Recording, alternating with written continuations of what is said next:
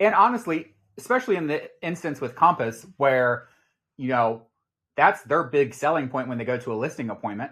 I personally, we don't have Compass in our area, but I would love to go against a Compass agent in a listing appointment for that reason. They're pushing this idea of this private exclusive listing on one website, or now Redfin as well. And I'm like, oh, well, that's unfortunate that your agent will only market your listing on two websites. You know what I'm going to do? I'm going to make your listing active today, and I'm going to market on 300. How about that?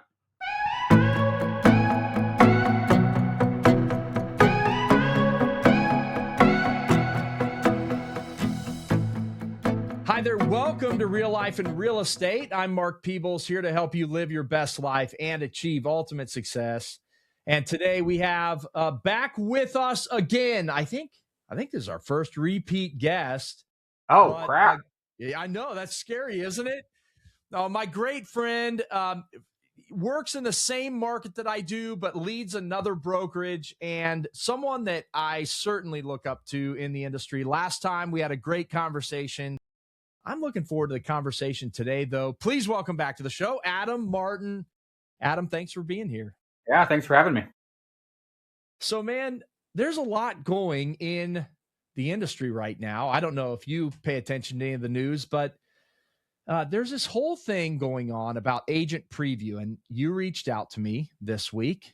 Obviously, you've kept up on it a little bit, but you said, Mark, I think we need to talk about this. And I said, great idea. And so I did for those of you that have not listened to the episode a few weeks ago that I did on private listings, pre-marketing, whatever, every company's calling it something a little bit different. I feel like this is something worthy of talking about. So Adam is someone that I trust. And when he said he wanted to talk about it, I thought, you know what? I think agents need to continue to educate themselves on this. They need to continue to understand it. And Adam's a great person to talk to about it. So Adam, pre-marketing listings, good or bad thing? That's my dilemma, is I don't know. I see all the sides of it, and I can't quite decide where I fall, from an aspect of, is it good marketing, to is it serving your seller's best interest, or is it just serving the brokerage's best interest? Right. And that's kind of where I've been at. Here in our market, of course, coming soon listings aren't allowed, but you go 30 minutes south and they are. So are they really any different than a coming soon listing? You have all the brokerages that are like, we're still going to be compliant to MLS rules. Well, with that, here in our market, what's that mean? We can pre-market for 24 hours? Is there any benefit to that? Is it just a waste of time?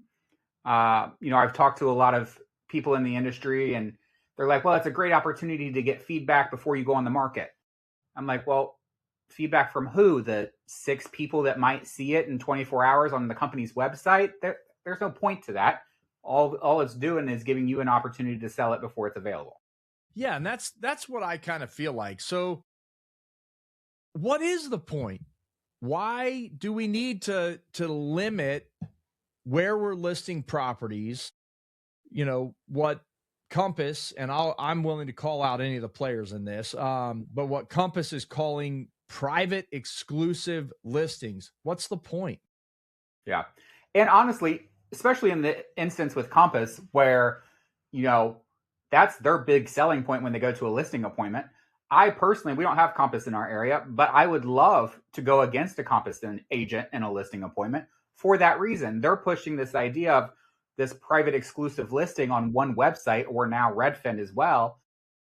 And I'm like, oh, well, that's unfortunate that your agent will only market your listing on two websites. You know what I'm going to do? I'm going to make your listing active today, and I'm going to market on 300. How about that? Why choose the option of less exposure?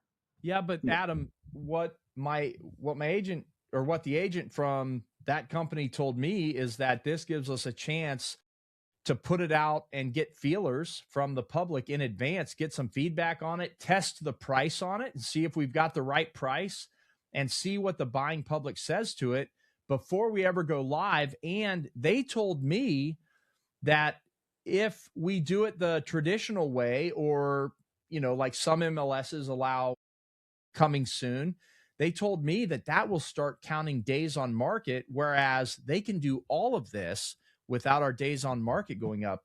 So why isn't it a benefit to do that? Well, especially in our market, one, you only get 24 hours to do that. You're going to show up on Redfin, which has 2% market share in our market, so nobody's going to see it. You're going to have a company branded website that no one goes to. Even consumers, even when the agents have their clients set up on drip campaigns and these, portals through their company's website, they're not looking at it. They're looking at Zillow. They're looking at realtor.com. Redfin is not really present here market share wise at all. So there is no benefit. You have more benefit going on the market in that 24 hours and getting real eyes on the property and getting it sold that way. I just don't see the relevance.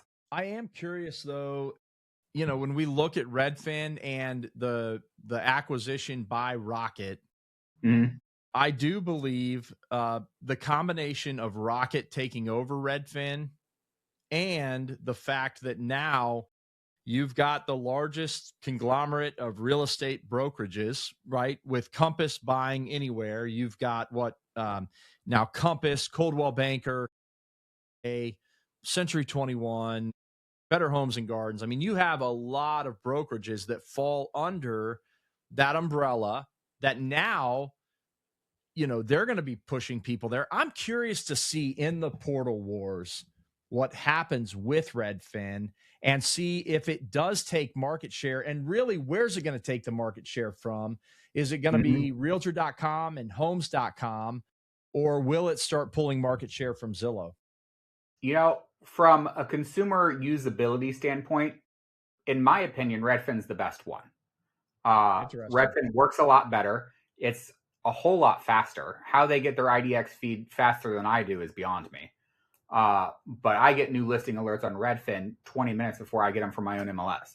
Really? Wow. So Redfin is very good when it comes to that. And from a usability, I think it's way better than Zillow. And then you got homes.com with their AI integrations that are better than both of them. So, then we have all this side talk that CoStar that has homes.com is going to end up dropping it. So they're spending tons and tons of money on it, and then they're going to end up throwing it away. Yeah, well, I think that's a couple of rogue board members that feel like they're wasting too much money on it.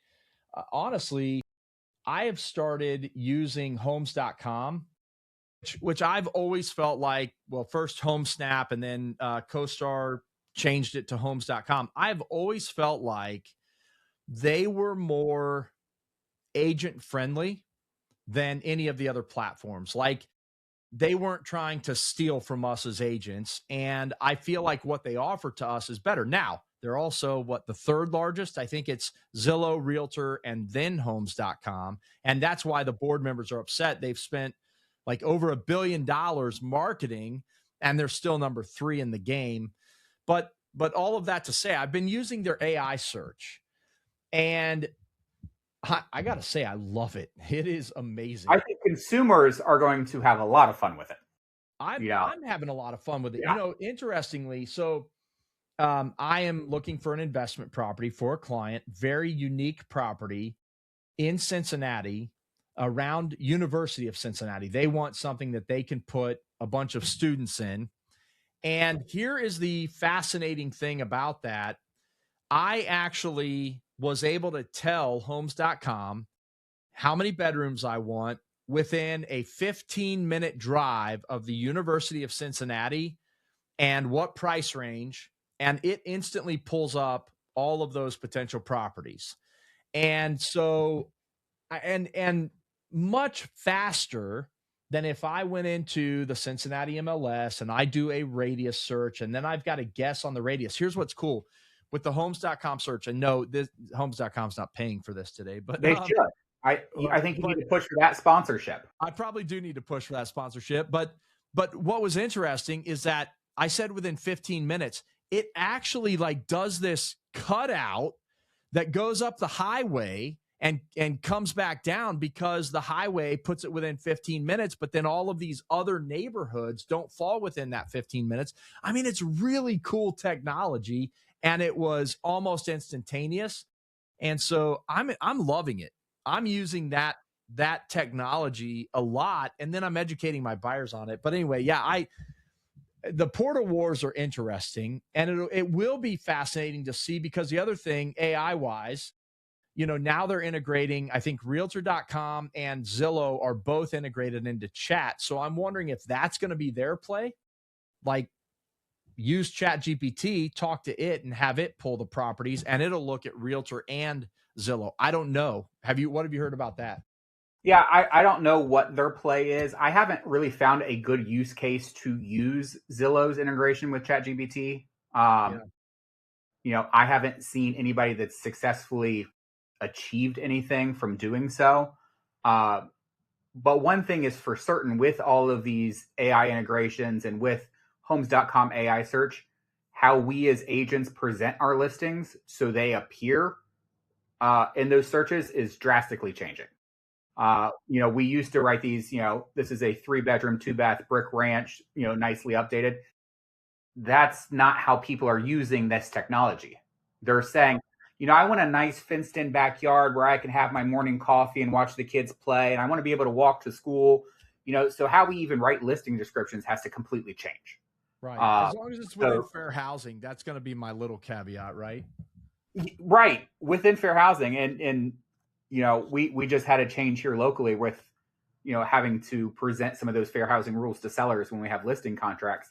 Yeah. And I'm wondering, is it because of some of this, some of these things that are happening, with the advance of AI, are we seeing technology skirt a lot of fair housing? Because as the consumer, if they go into homes.com and say, I also want an area that's primarily this race, right? Is AI going to give that search some credibility? And if so, are they? I want a quote safe neighborhood. Right. Yeah. So, is there now a liability issue for homes.com, which is, right, why Zillow and Realtor are saying, hey, we'll integrate with this technology, but keep ourselves out of it. So if they make a mistake, we're not the ones in trouble for it. Sure. I don't know how that's going to play out, but it's interesting. Yeah, and AI is moving so fast, and these companies, it'll be interesting to see how they're keeping up with AI, which I'm sure that all of these portals have entire departments dedicated to this. So, but here, let's go back to pre-marketing listings now. So, to review, you've got Compass makes a deal with Redfin. About 3 weeks later, Keller Williams, Home Services, Berkshire Hathaway, Remax, their deal with Zillow is announced. Listing Preview is what Zillow's platform is called. And then the day after that, EXP comes out. Theirs is, of course, better because they're on realtor.com, homes.com, and Come Home. And so, now they're all making these deals. And I'll be honest, and I'm curious what your thoughts are, because you have a brokerage. I've talked to Zillow Preview because we have that as an option to be able to pre-market listings and stay competitive in the market. But my real question, how are the consumers going to find these listings? Well, the consumers are just going to be so incredibly confused. Right. So it's just going to hurt the consumer in general. And honestly, the whole thing probably has nothing to do with pre-marketing anyway. Besides being a dick measuring contest, the whole thing has to do with consumer choice. For the consumer to be able to choose whether they want their house on the MLS or not, for, the big play of getting rid of clear cooperation. So right now, from a consumer standpoint, they're just going to be confused. More than likely, a lot of them don't even know what's going on. They're going to stay with their favorite portal, whether it's Zillow or realtor.com anyway.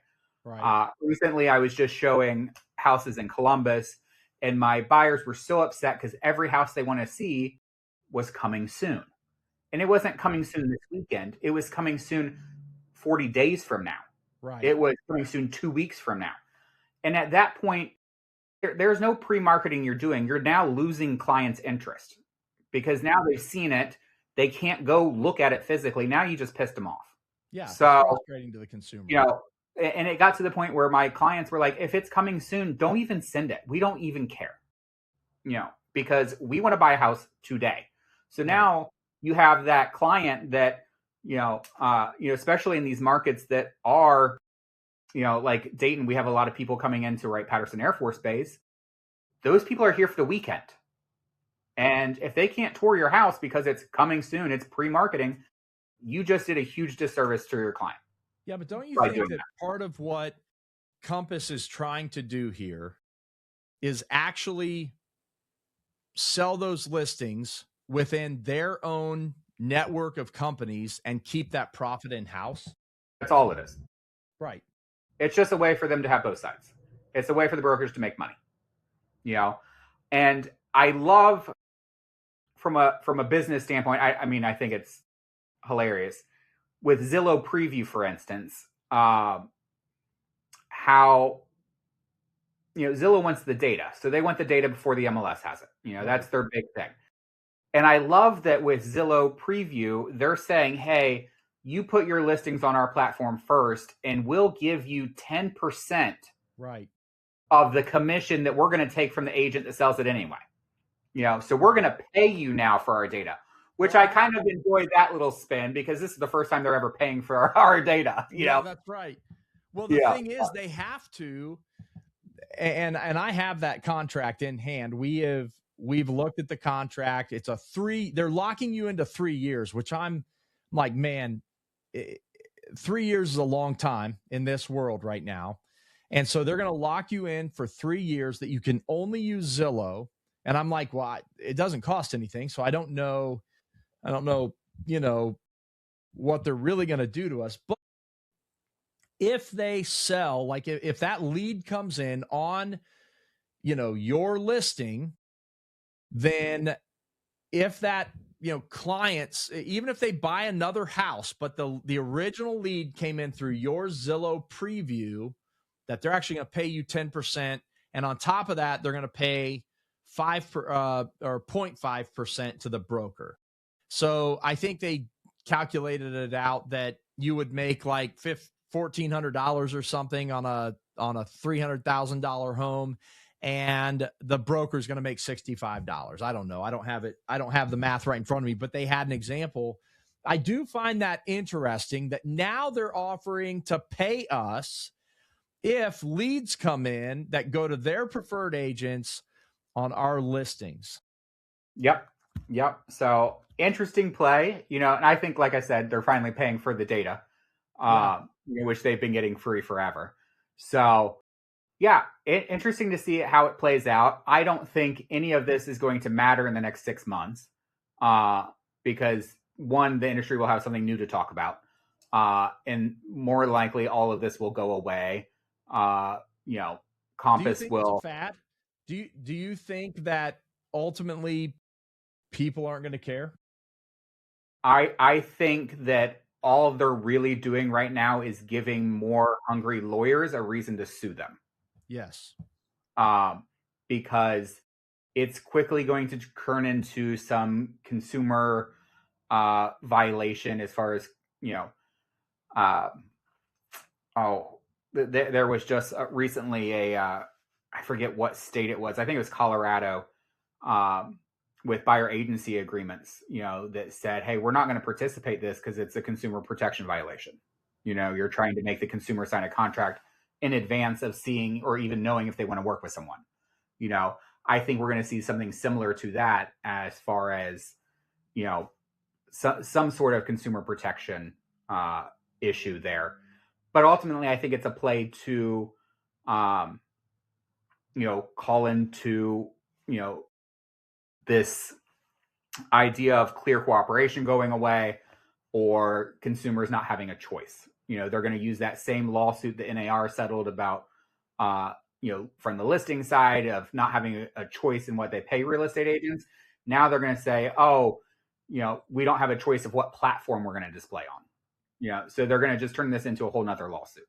Yeah, and I totally agree with that. I've been saying what happens when your listing goes on the market, private exclusive, and listen, you can't tell me that the Compass family of agents are not being trained on how to sell this to a client as better for the client, right? So they sell that house private exclusive, which I believe is going to happen a lot because they're going to have it marketed to this limited piece of the market. So this happens, sells private exclusive for $400,000, basically off market. And then the neighbor down the street goes on the market with the exact same house in a cookie cutter neighborhood, and theirs sells for $50,000 more because it goes to the open market. And now it's like, well, you're telling me I could have gotten $50,000 more for my house because it would have been marketed to the open market. Now, can you prove it? I don't know if you can prove it or not. That's one of those things that, to me, that's probably not too hard to prove. You just take some angry Compass agents and you take them to court and say, okay, how did Compass train you to deal with this? There you go. And this is very similar to a lawsuit with Zillow and Zillow Flex agents right now. I really wish I would have recorded my conversation with Zillow Flex because my conversation was all about steering to Zillow products. Right. And the fact that I, as an agent, would be penalized and I would lose my leads if Zillow Home Loans did not, do 60% of my closings. Really? They really said that. Yeah, on a phone call. And I kept asking over and over again, one, how is that my responsibility if the Zillow aid or the Zillow lender can do their job or not? It's not my fault if my clients don't want to work with them. They kept saying, well, we just want you to, refer it to Zillow, Home Loans. And we want to, but I was like, but your contract says right here that to meet your metrics and to, continue getting leads, 60% has to close with Zillow Home Loans. The contract says that? Yeah. That's a metrics that Zillow Flex agents are graded on. So, when a consumer comes in as a lead and they say, we want lending information and it goes to the Zillow Home Loans people, 60% of those have to close with Zillow Home Loans. If a lead comes in and it says they don't need, lending or anything like that, that's a different story. But the ones that come in and request lending, 60%, that's a metric that these agents are graded on in either to keep their flex status. Man, that is, I've heard other agents talk about this, and I think Jared James had a guest on his show that talked about this. And as I look at that, and I think I own a lender, like we own a mortgage company. We also own a part of a title company, and we ask our agents to give us a shot. But man, I can't imagine making it a requirement and putting ourselves at RESPA risk. Well, that's what I kept asking over and over again, because I'm like, this seems like a huge violation. Oh no, we just recommend it. I'm like, but you don't, because you require me to perform a certain way in order to keep my leads. So it's not just a request; it's in your metrics of, And I was talking to Zillow last week, and they changed the name of it. It's no longer Zillow Flex. Now it's Zillow Preferred. And I'm like, did they change it because of all the bad press Zillow Flex was getting? Probably. I'm like, what's happening here? So were you a Zillow Flex agent? No. So I was a Zillow Premier agent. About 7-8 months ago, I was asked to be a Flex agent. I declined it because I wasn't comfortable with any of it. And when I declined it, my Premier agent lead count went from about 30 a month down to 2. And everything I was getting from Zillow before they asked me pretty much all went away. And of course my ad spend didn't change, right. So, just as of last month, we canceled our now almost 11 years with Zillow. That's incredible. Yeah. Okay. So Zillow Preview, we've talked about kind of the terms that they're giving you. Are you guys going to do that? Yeah. So as a brokerage, we did. We gave, and we just had an office meeting about this today. We gave it to the agents as an option. So when they go into a listing appointment, they can spin it one way or the other. They can spin it as, yes, we have this. We can preview your listing as well, or you can say, I think that's a terrible agent. I would never hire an agent that does that. We can go on the market and list. So I told them today, I'm like, you as an agent, you can decide how you want to spin it either way, but you have the option to do both. Yeah. So these are interesting times to lead a brokerage in. They are, and and it changes every day. Every day it's something different. And like I said, it's really it's just a dick measuring contest with some of the big ones. I don't know how it's going to go out. Does this benefit the consumer the most, the brokerage the most, or the portals the most? The brokerages. Yeah. I think it, I'm sure Redfin will get a benefit from it. I don't know if Zillow will get a benefit from it. Redfin will.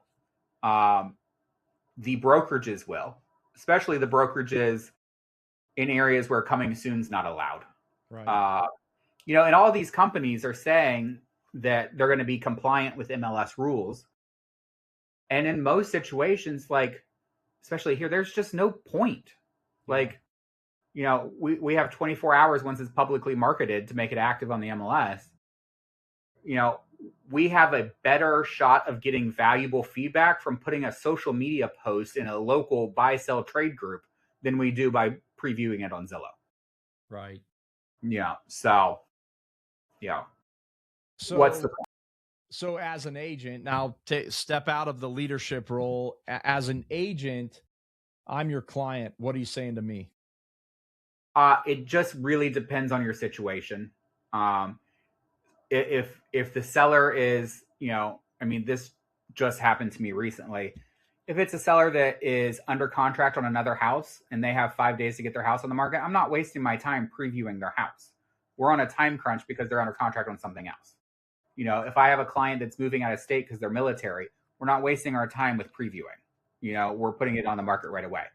If I have a client with a extremely unique house that doesn't necessarily care if they sell right away, they're okay sitting on it for a while, then sure, maybe I might.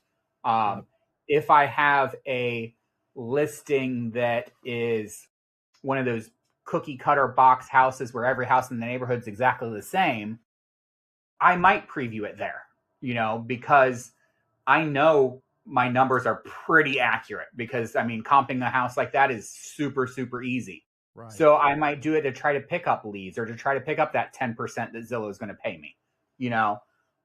Does it benefit the consumer? No, it benefits me and it benefits the brokerage. Yeah, for sure. But okay, which is the moral dilemma that we also face as agents. We have this responsibility to do what's in your client's best interest. Right. Fiduciary duty. That's the big thing to me is that, and I've said this before, I'll say it again. I don't like Zillow, can't stand Zillow.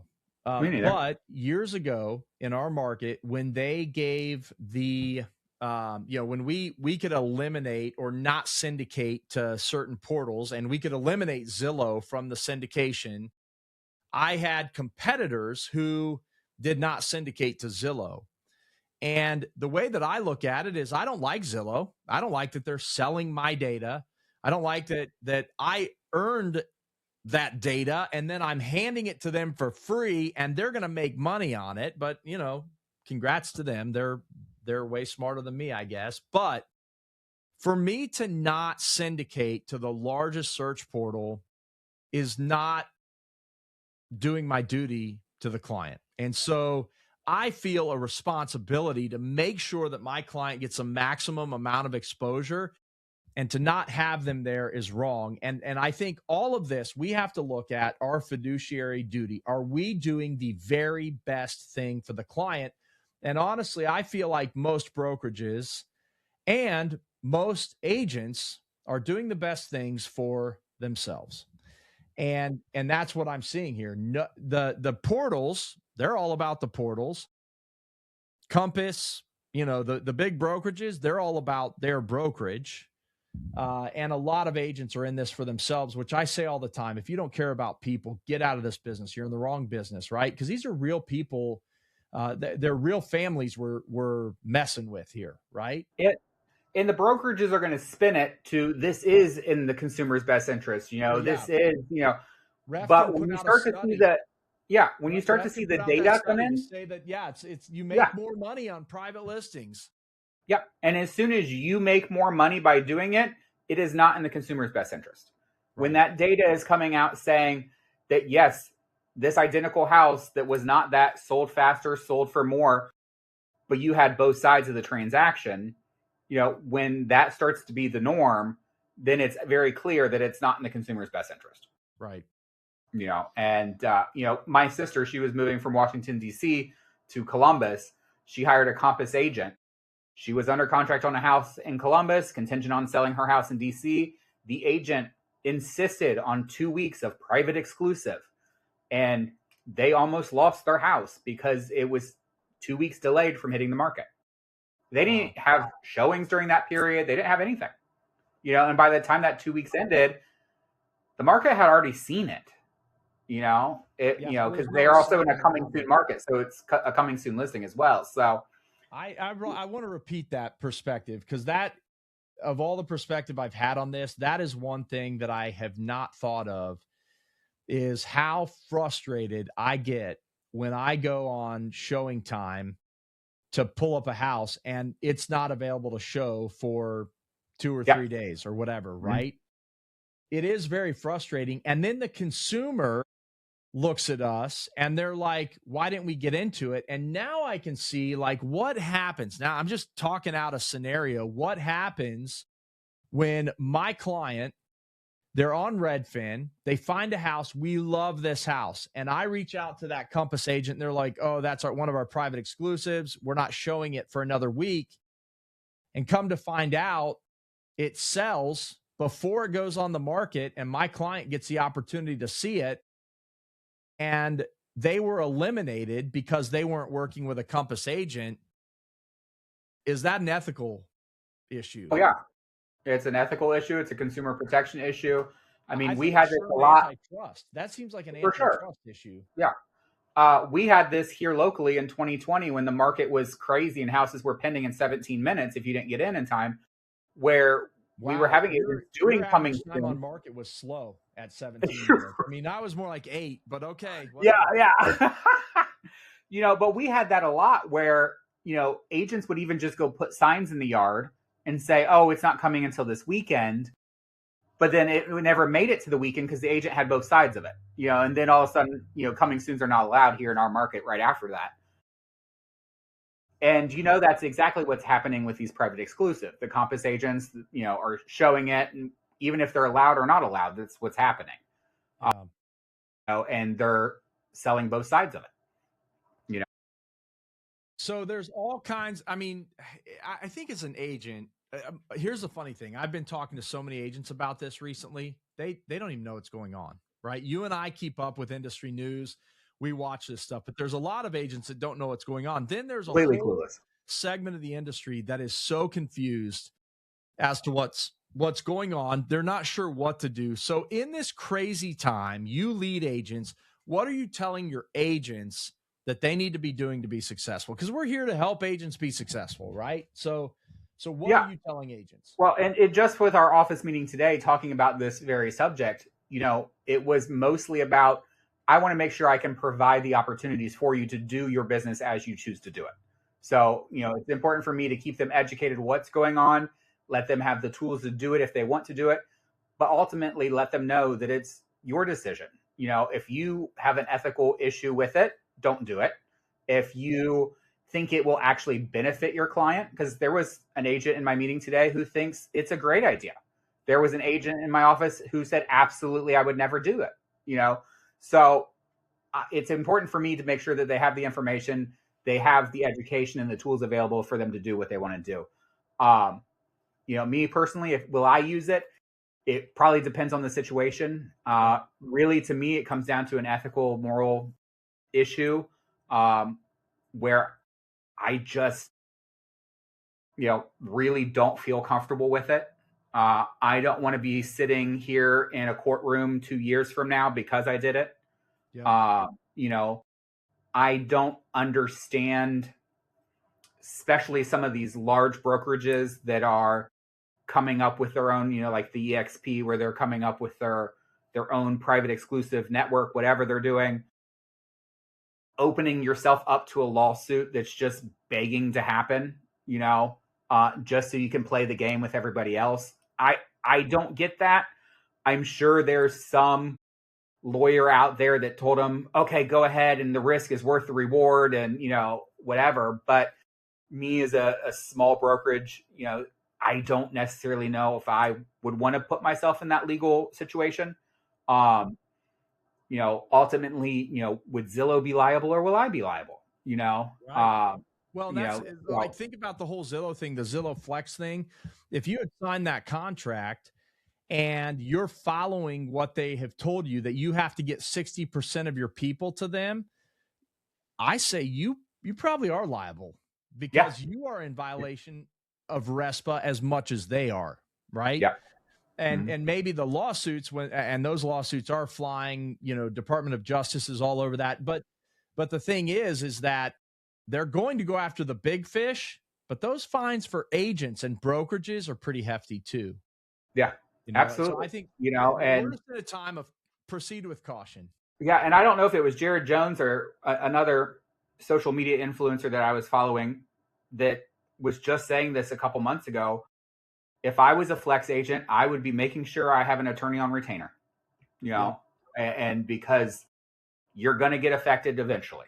And, it's one of those things that, if your business was built around Zillow to begin with, and you ended up going this direction because you were in a position where you had to, because it was either you do this because we say so, or you get nothing.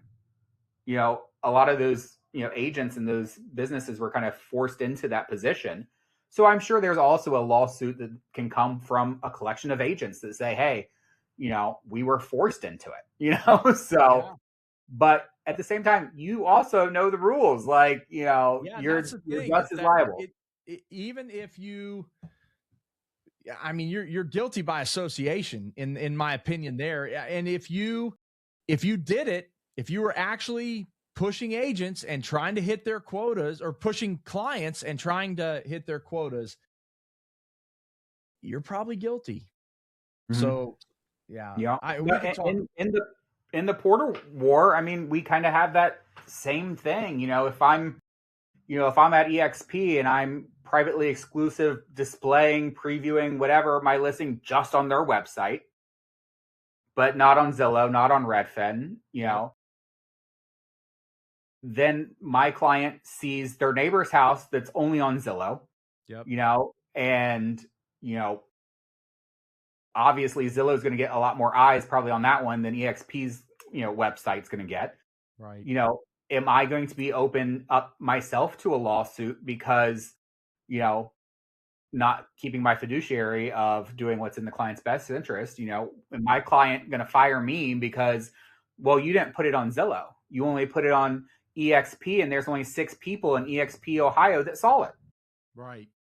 Like, how is that benefiting the client? It's not. It's benefiting the brokerage. Yeah.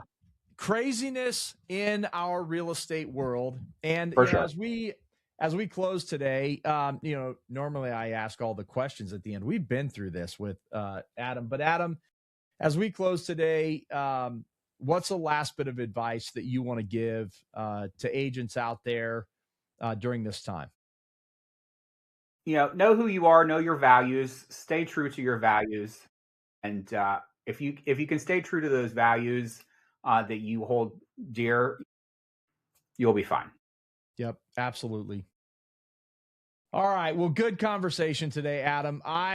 This whole thing, there's a lot of craziness around it. I'm sure that there's going to be a lot more news to break over the next few weeks. And like you said, like 6 months from now, you and I are probably going to be on here talking about the next big headline in real estate news. But for now, thank you so much for your time. Yeah, for sure. Thanks for being with us today, and I look forward to having you back in the future. All right. Thank you, guys. Remember to find Real Life in Real Estate wherever you get your podcasts, and you can find it on our YouTube channel at It's Mark Peebles. At It's Mark Peebles is where you will find us on YouTube. Be sure to subscribe. That helps us in the algorithm. So we need you to subscribe to it, and that way you'll see all of our new videos, new content. We've got some great guests coming up. So many good guests coming up here this spring. I'm very excited about the schedule, and you're going to want to be subscribed to that. So thanks for joining us today. As always, I want to help you live your best life and achieve ultimate success. And this week, I hope you have an amazing week. Bye now.